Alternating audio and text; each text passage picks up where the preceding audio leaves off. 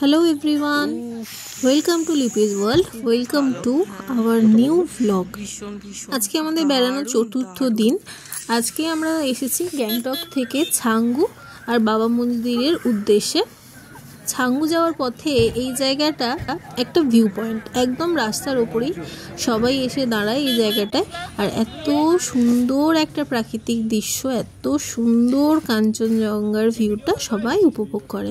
আমাদের বেড়ানোর এটা হচ্ছে কাঞ্চনজঙ্ঘার বেস্ট ভিউ। আজকে 26 তারিখ, আজকে ছিল শিবরাত্রি।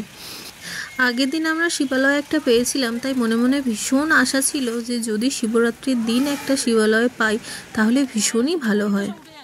আগের ব্লগগুলো যারা এখনও দেখোনি তারা কিন্তু এখন থেকে দেখলে বুঝতে পারবে না, তাই ঝটপট আমার চ্যানেলে গিয়ে আগের ব্লগগুলো দেখে নাও। আর তোমাদের সুবিধার জন্য আমি ডেসক্রিপশন বক্সে লিঙ্কও দিয়ে দেব, ওখান থেকে ব্লগগুলো দেখে নিও। শিবরাত্রির আগের দিন অর্থাৎ মঙ্গলবার আমরা গ্যাংটকে পৌঁছে গেছিলাম। গ্যাংটকের এনজি মার্কেটে একটা ট্যুর অ্যান্ড ট্রাভেলসের এজেন্সি থেকে আমরা আমাদের বাইকের পারমিট করার জন্য গিয়েছিলাম, কিন্তু ওনারাই আমাদের সাজেস্ট করলেন যে এখন রাস্তায় নাথুলা যাওয়ার রাস্তায় ভীষণভাবে ব্ল্যাক আইস পাবেন, তাই বাইক স্কিড করার সম্ভাবনা খুব বেশি। আর আমাদের বাইকের পারমিট করতে যে টাকাটা লাগবে সেই টাকাতেই আমরা শেয়ার গাড়ি করে চলে যেতে পারবো। শেয়ার গাড়ির খরচাও প্রায় একই পড়বে, তাই আমরাও ভাবলাম যে তাহলে আর বাইক নিয়ে যাওয়ার রিস্ক নিয়ে লাভ নেই, আমরা গাড়ি করেই ভালোভাবে চলে যেতে পারবো। তাই জন্য ওখানেই পারমিট করার জন্য আমরা সমস্ত কিছু আমাদের ডকুমেন্টস দিয়ে দিই, টাকাও দিয়ে দিই। পরের দিন ফ্লাওয়ার শো মার্কেট থেকে আমাদের গাড়ি ছিল প্রায় 7টা নাগাদ। আমরা গাড়ি করে যখন ছাঙ্গুর দিকে এগোচ্ছিলাম তখনই একদম পাহাড়ের কোলে একটা ছোট্ট শিবালয় পড়েছিল। ড্রাইভার দাদা আমাদের জিজ্ঞাসা করেছিলেন কেউ নামবেন কিনা, শিবরাত্রির জন্য শিব মন্দিরে যাবেন কিনা। তো আমাদের সাথে আরও যারা গাড়িতে ছিলেন কাপেলরা তারা নামতে চাননি, কিন্তু আমাদের তো শিব মন্দির দেখে প্রথমে ইচ্ছা হয়েছিল যে না একবার তো যেতেই হবে দর্শনের জন্য। যখন গেলাম তখন দেখলাম ঠাকুরমশাই ভেতরে রাখছেন যে এখানে জল আছে, বেলপাতা আছে অভিষেক করার জন্য। তো শোনায় সোহাগা হয়ে গেল ব্যাপারটা। আমরাও গিয়ে ভালো রকমভাবে অভিষেক করলাম, পুজো করলাম। দেখতেই পেলে তোমরা অভিষেক করার পর ঠাকুরমশাই আমাদের মাথার মধ্যে তিলক পরিয়ে আকশাত দিয়ে দিলেন, তারপরে আমাদেরকে একটা করে রক্ষা ধাগাও পরিয়ে দিয়েছিলেন। পাশেই ওখানে একটা জায়গায় ভোগ বিতরণ করা হচ্ছিল। প্রসাদে ছিল আটার লুচি, কাবুলি চানার একটা তরকারি আর সুজির হালুয়া। তবে এখানে আমি একটা জিনিস দেখলাম, এখানে কিন্তু আমরা যেমন পেঁয়াজটাকে ননভেজের মধ্যে ফেলি, এনারা আবার পেঁয়াজটাকে ননভেজের মধ্যে ফেলেন না। পেঁয়াজটা যেমন ভেজ হিসাবে পূজা পার্বণের দিন নিজেরাও খান, তেমন কিন্তু ঠাকুরের প্রসাদ হিসাবে ঠাকুরকেও দেন। পেঁয়াজটা দেখে আমি প্রথমে একটু হেজিটেশন করলেও বর্মশাই বললেন দেখো তুমিও ভক্তি করো ঠাকুরকে, ওনারাও ওনাদের মতন করে ভক্তি করেন ঠাকুরকে।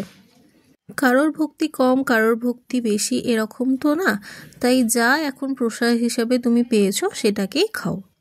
তখন আমিও আমার সমস্ত হেজিটেশন ভুলে প্রসাদটা খেয়েছিলাম। তবে হ্যাঁ, ওই দিন আমরা দুজনেই কোনো রকম মাছ মাংস জাতীয় ননভেজ কিন্তু খাই। আমরা গ্যাংটকে ঢুকেছি মঙ্গলবার আর পরের দিন ছিল বুধবার। এই দুদিনই কিন্তু আমরা যে দুটো হোটেলে ছিলাম সেই দুটো হোটেলে ইলেকট্রিসিটি ছিল না। তার আগেও নাকি অনেক দিন থেকে ইলেকট্রিসিটির প্রবলেম হচ্ছিল, তাই জন্য ইনভার্টারেই ওনারা কাজ চালাচ্ছিলেন, কিন্তু আমরা যখন গেছি তখন আর ইনভার্টারেরও আর সামর্থ্য ছিল না যে সার্ভিস দেওয়ার মতো। এই জন্য আমাদের ভীষণভাবে প্রবলেমে পড়তে হয়েছে। আমি তোমাদের কাছে আগেই সরি চেয়ে নিচ্ছি, আমি আজকের দিনের পুরো ভিডিওটা ভ্লগ হিসাবে দিতে পারছি না, কারণ আমাদের 3টে ফোনের মধ্যে একটা ফোন অলরেডি ডেড হয়ে গেছিলো এবং কিছু দূর যাওয়ার পর এইটুকুনি ছবি ভিডিওই আমরা করতে পেরেছি, তারপরে আর কোনো রকম ছবি ভিডিও করতে পারিনি। এমনকি ফোন 3টেই ডেড হয়ে যাওয়ার জন্য আমরা কারোর সাথে কন্ট্যাক্টও করতে পারছিলাম না, তাই তোমাদের সাথে কিছু ছবি আমি শেয়ার করলাম। ওই দিন ওখানকার তাপমাত্রা ছিল -7 ডিগ্রি সেলসিয়াস।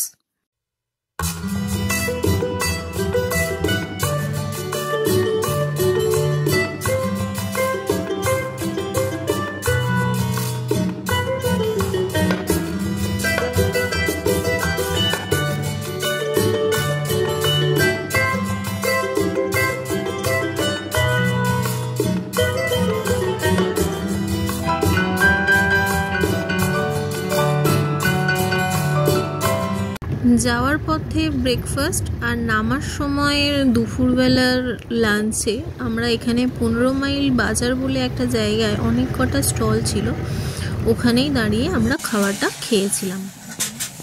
গাড়িতে যতটুকুনি চার্জ দেওয়া গেছে ততটুকুনি দেওয়ার পরে আবার ফেরার সময় আমরা ভিডিওটা করেছি।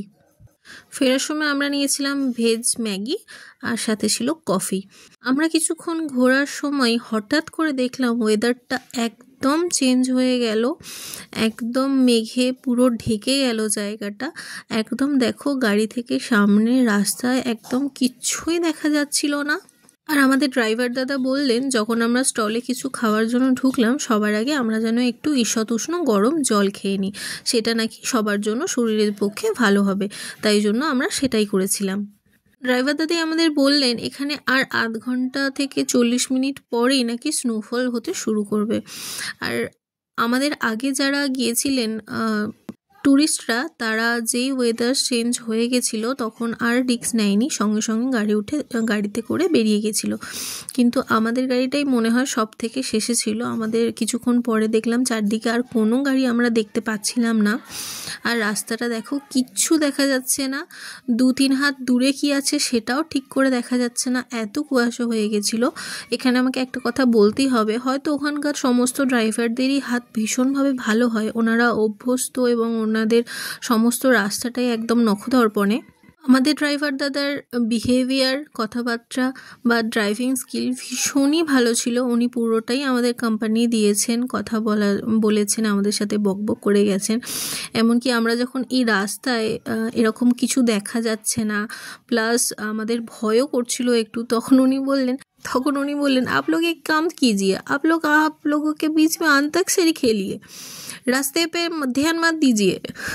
তো আমরা তাই করলাম সবাই মিলে, কিন্তু একটা আলাদাই এক্সপিরিয়েন্স হয়েছিল। আর তখনই আমরা বুঝলাম যে আমরা বাইকটা না নিয়ে এসে খুবই ভালো করেছি, কারণ এখান থেকে নামার সময় যদি স্নোফল শুরু হয়ে যেত বা ব্ল্যাক আইসটাও ছিল, তো ভালোই হয়েছে আমরা বাইকে করে আসিনি। তবে এই এক্সপিরিয়েন্সটা আমাদের ভীষণ ভালো হয়েছে।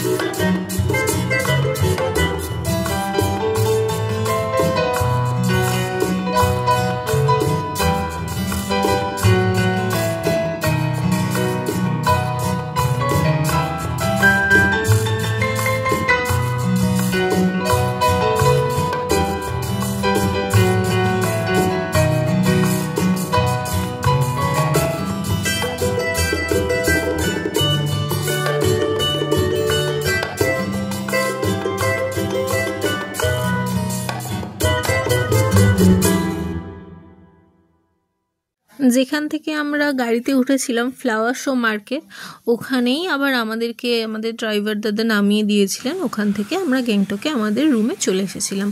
দেখো এটা হচ্ছে গ্যাংটকের সেকেন্ড দিনে আমাদের গ্যাংটকেরই একটা হোটেল রুমটা। তোমাদের রুম ট্যুরটা আমি একটু দেখিয়ে দিলাম আমাদের রুমটা। 21 ফেব্রুয়ারি ছিল আমাদের 4th অ্যানিভার্সারি।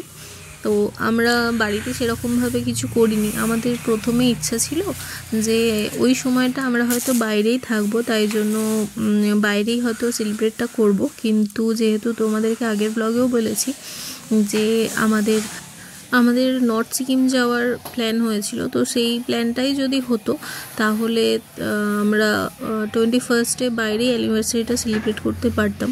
বাট আমরা যেহেতু নর্থ সিকিম না যেতে পেরে ইস্টে এলাম, কিছুদিন পর পিছিয়েও গেছিলো, তাই জন্য আমরা আমাদের 21 যে আমাদের অ্যানিভার্সারিটা আমাদের বাড়িতে খুব একটা ভালো করে মানে বড় করে কিছু সেলিব্রেট করা হয়নি, জাস্ট একটা কেক কেটে নিয়েছিলাম। আর দুপুরে মামনি আমাদেরকে সুন্দর করে রান্নাবান্না করে গুছিয়ে খেতে দিয়েছিল, ওইটুকুনি জাস্ট হয়েছিল।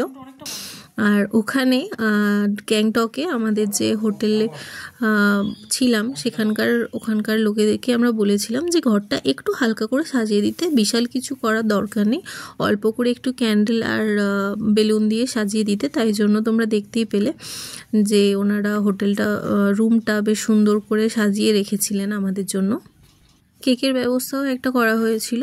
আমরা রাতে আমাদের অ্যানিভার্সারি সেলিব্রেট করেছিলাম, কেক কেটেছিলাম, সে ভিডিও থাকছে ব্লগে। রুমে ফিরে আমরা একটু রেস্ট নিয়েছিলাম, তারপরে আমরা বেরিয়েছিলাম লাঞ্চ করার জন্য। লাঞ্চ তো বলা চলে না, বিকাল হয়ে গেছিলো, প্রায় সন্ধে হবে এরকম সময় আমরা গিয়েছিলাম। পাশেই একটা রেস্টুরেন্ট থেকে আমরা নিয়েছিলাম আলুর পরোটা আর নিয়েছিলাম পুরি সবজি, যেটা পুরোটাই ভেজ ছিল। তারপরে আমরা গিয়েছিলাম এমজি মার্কেটে, একটু ঘোরাঘুরি করেছিলাম। আমরা যখন হোটেল রুমে ঢুকলাম তখনও কিন্তু কারেন্ট ছিল না, জানো তো। কিন্তু দেখো এইদিকে এমজি মার্কেটের দিকে কিন্তু ইলেকট্রিক ছিল, তাই জন্য আমরা কি করলাম, ওখানকার হোটেলের লোকজনই বললেন যে আপনারা এক কাজ করুন, আপনারা এমজি মার্কেটে কোনো একটা দোকানে গিয়ে বলুন যে চার্জটা যদি হয়ে যায় তাহলে ওখান থেকে দিয়ে নেবেন।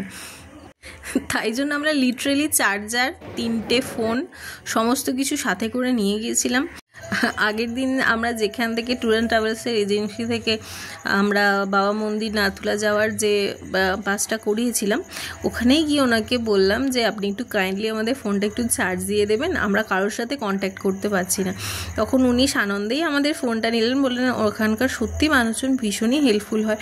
হ্যাঁ দিজিয়ে, কোই বাত নেই দিজিয়ে। তারপরে আমরা ওখানে 3টে ফোনকে চার্জ করি, তারপরে রুমে ফিরে একটুখানি রেডি হয়ে নিয়ে কেক কেটেছিলাম, অ্যানিভার্সারিটা সেলিব্রেট করেছিলাম। তোমরা হয়তো দেখতে পাচ্ছ পুরোটাই ক্যান্ডেলের আলোর মধ্যে হয়েছিল। আমাদের হোটেল থেকে তো প্রোভাইড করেছিল ক্যান্ডেল, তারপরে আমরা বুঝতেই পেরেছিলাম যে ক্যান্ডেলগুলো দিয়েছে সেগুলোতে আমাদের হয়তো চলবে না, তাই আমরা নিজেরাও কিছু ক্যান্ডেল কিনে নিয়েছিলাম। তো সেই ক্যান্ডেল একদম ক্যান্ডেল লাইট যেটা সেলিব্রেশন হওয়ার কথা সেটাই হয়েছিল। তো এক্সপিরিয়েন্সটা খারাপ ছিল না, ফোনটার জন্যই একটুখানি প্রবলেমে আমাদের পড়তে হয়েছিল, কিন্তু ওভারঅল আমাদের বেশ ভালোই লেগেছে। আর রাত্রির আমাদের সেলিব্রেশনটাও একদম ভালোই হয়েছে, আর ভীষণই মজা করেছি দিনটা আমরা। তোমাদের ব্লগটা কেমন লাগলো অবশ্যই আমাকে জানিও। তোমরা ইউটিউব থেকে দেখে থাকলে অবশ্যই আমার এই চ্যানেলটা লিপিস ওয়ার্ল্ডকে সাবস্ক্রাইব করে রেখো, আর যারা ফেসবুক থেকে দেখছো তারা আমার প্রোফাইলটা ফলো করে রেখো। কালকে আমরা রা বাংলা হয়ে পেলিং যাচ্ছি, তো নেক্সট ব্লগ খুব তাড়াতাড়ি আসছে, চোখ রাখো।